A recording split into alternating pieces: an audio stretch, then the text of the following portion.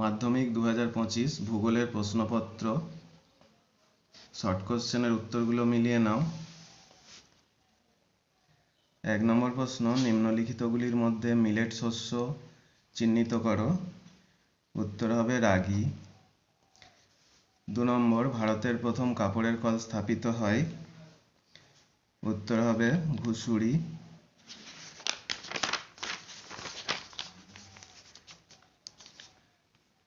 3 নম্বর, কলকাতা ও দিল্লিকে সংযোগকারী জাতীয় সড়কপথটি হল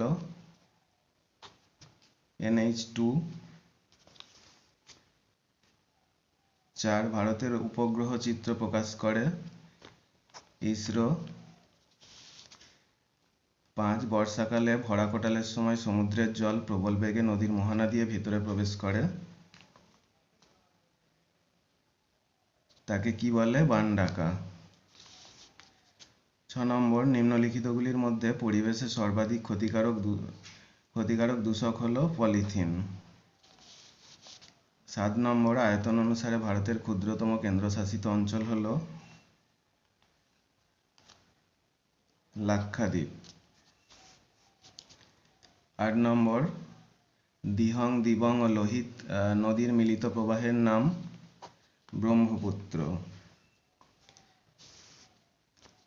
9, হিমালয়ের একটি সরলবর্গীয় উদ্ভিদের উদাহরণ হলো পাইন।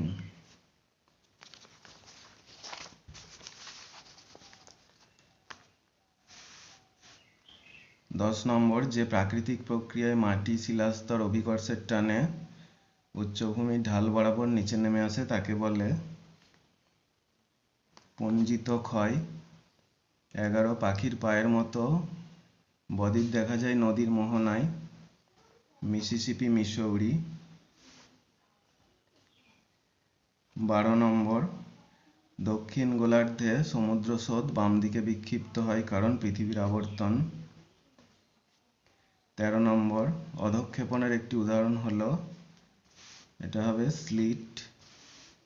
14 নম্বর, ক্যারিবিয়ান সাগরে সৃষ্ট ঘূর্ণবাতকে বলা হয় হ্যারিকেন। এরপরে আছে শুদ্ধ অশুদ্ধ। ভূপৃষ্ঠ সংলগ্ন বায়ুস্তর প্রধানত উত্তপ্ত হয় বিকিরণ পদ্ধতির সাহায্যে, এটা শুদ্ধ। ভূবৈচিত্র্যসূচক মানচিত্রে ভূমিভাগের দূরত্ব ও মানচিত্রের দূরত্বের অনুপাত স্কেলের দ্বারা নির্দেশিত হয়, এটাও শুদ্ধ। সিমেন্ট কারখানা থেকে উৎপাদিত বর্জ্য পদার্থ বায়ু দূষণ ঘটায়, এটাও শুদ্ধ। তারপরে উল্কাপিণ্ড স্ট্র্যাটোস্ফিয়ারে পুড়ে ছাই হয়, এটাও শুদ্ধ। তারপরে শুক্ল ও কৃষ্ণপক্ষের অষ্টমী তিথিতে সমুদ্রে ভরা কোটাল দেখা যায়, এটাও অশুদ্ধ। এরপর মরু অঞ্চলে বায়ু ও জলের মিলিত কার্যের ফলে সৃষ্ট অস্থায়ী হ্রদগুলিকে প্লায়া বলে, এটা শুদ্ধ। এরপরে হিমালয়ের পাদদেশ অঞ্চলে নুড়ি, বালি ও পলি সংগঠিত সমভূমি অঞ্চল বেড নামে পরিচিত, এটাও শুদ্ধ।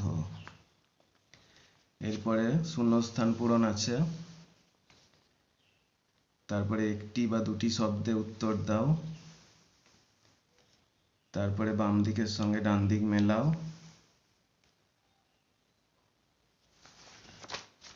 এরপরে 2 নম্বরের কোয়েশ্চেন আছে।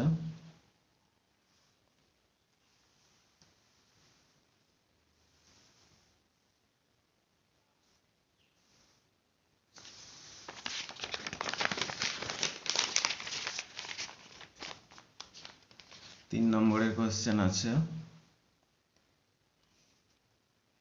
তারপরে 5 নম্বরের কোয়েশ্চেন।